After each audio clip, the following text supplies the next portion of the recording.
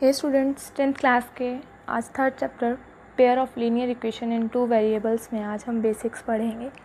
Basics में आज हम इसमें देखेंगे कि लीनियर इक्वेशन टू वेरिएबल्स में कौन कौन सी होती हैं और उनके एग्जांपल्स, उनके केसेस और सब केसेस। सबसे पहले लीनियर इक्वेशन क्या होती है। लीनियर इक्वेशन टू वेरिएबल में ax plus B Y is equal to 0 और ax plus B Y is equal to C की फॉर्म में होती है। जब ax plus B Y plus C की फॉर्म में होती है तो c लेफ्ट हैंड साइड से हमेशा राइट हैंड साइड में चला जाता है और वो माइनस में हो जाता है, तो ax plus B Y minus C बन जाता है और इज इक्वल टू 0 बन जाता है। तो ये भी एक लीनियर इक्वेशन का ही केस बन जाता है। अब अगर हम दो इक्वेशंस को कंपेयर करते हैं, हम उन दोनों इक्वेशंस को लिखते हैं जैसे 2x plus 3y is equal to 5। ये फर्स्ट इक्वेशन एग्जाम्पल है हमारा pair of linear equation in two variable का। Second example is x minus 2y minus 3 is equal to 0। Third one is x by 4 minus y by 3 is equal to 5। x by 4 minus y by 3 वाली जो equation है इसको हम solve कर सकते हैं LCM लेके, और ये भी हमारे लिए एक लीनियर इक्वेशन बन जाएगी। 3x minus 4y is equal to 60। ये सारा सॉल्व होके ये इक्वेशन इसकी बन जाएगी। अगर हम इसकी फोर्थ इक्वेशन की बात करें तो वो होगी x minus 0y is equal to 3, और वो 0y के कोफिशिएंट 0 के होने की वजह से वो y को भी 0 बना देगा, तो वो y वेरिएबल वहाँ पे नहीं रहेगा, तो x इज इक्वल टू 3 बन जाएगा हमारा। फर्स्ट जो हमारा केस होगा इसमें वो उसमें इंटरसेक्टिंग की बात करेंगे हम।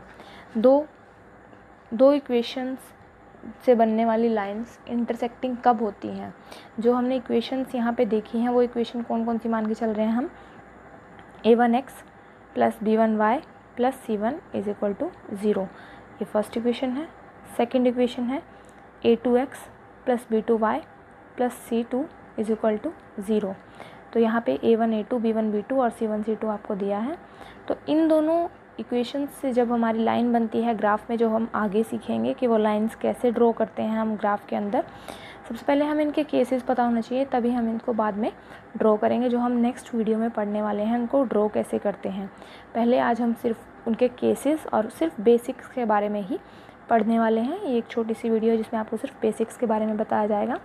तो इसमें जो फर्स्ट केस होता है, जब a1 को a2 से डिवाइड करते हैं हम और वो नहीं इक्वल आता b1 b2 के, b1 और b2 की डिवीज़न के इक्वल नहीं आ पाता, दैट मीन्स वो लाइंस जो है इंटरसेक्टिंग होती हैं, इंटरसेक्ट करती हैं एक दूसरे को, और इसके लिए जो सॉल्यूशन बनता है वो कंसिस्टेंट सॉल्यूशन बनता है।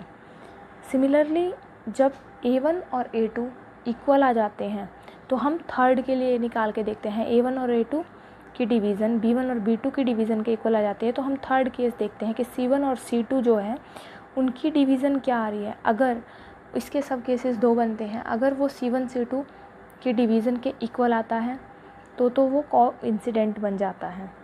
अगर वो c1 अपॉन c2 के इक्वल नहीं आता, not equal, a1 upon a2 is equal to b1 upon b2 is not equal to c1 upon c2 आ जाता है, दैट मीन्स जो वो लाइंस हैं वो पैरेलल जाएंगी। तो हमने इसमें 3 केसेस पढ़े। फर्स्ट में a1 a2 upon b1 b2, a1 a2 जो था और b1 अपॉन b2 जो था वो दोनों में से कोई से ही इक्वल नहीं आए, दैट मीन्स वो लाइन कौन सी बनेंगी, इंटरसेक्टिंग लाइंस बनेंगी। सेकंड में हमने पढ़ा कि फर्स्ट 2 केसेस तो हमारे इक्वल आ जाते हैं, a1 अपॉन a2 इक्वल आ जाता है b1 अपॉन b2 के, बट फिर हम उसके लिए सब केस देखते हैं कि c1 अपॉन c2 के वो इक्वल आ रहा है कि नहीं आ रहा। तो एक केस में हमारा हो जाता है कि वो इक्वल आ जाता है, तो उसके लिए हम बोल देते हैं कि ये कोइंसिडेंट लाइंस हैं, दोनों ये लाइंस कोइंसिडेंट हैं। थर्ड केस में हम देखते हैं कि वो इक्वल, उसके इक्वल भी नहीं आता, a1 अपॉन a2 तो b1 अपॉन b2 के इक्वल था, बट c1 अपॉन c2 के इक्वल वो नहीं आ पाता, तो इसलिए हम उनको बोल देते हैं कि वो लाइंस जो हैं आपस में पैरेलल चलेंगी और they would never meet to each other, तो वो दोनों पैरेलल लाइंस होंगी।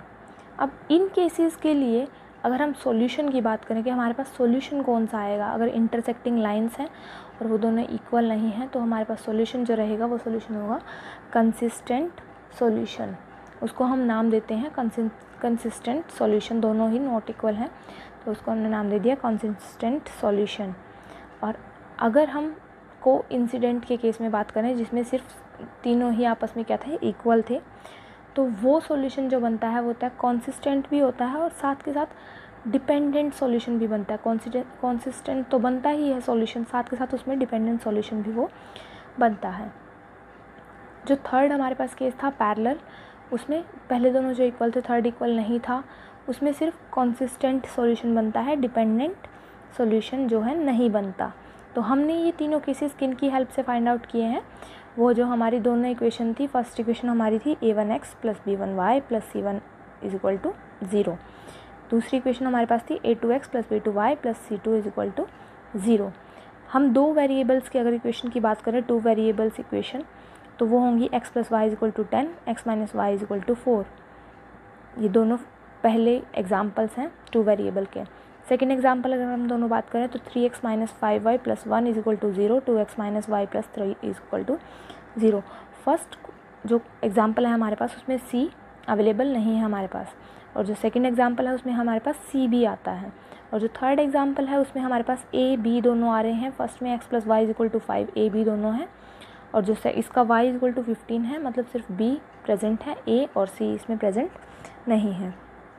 तो ये हमारे आज बेसिक्स थे pair of linear equation in two variables. हम ग्राफ ड्रॉ करना अपनी नेक्स्ट वीडियो में सीखेंगे। So thank you students.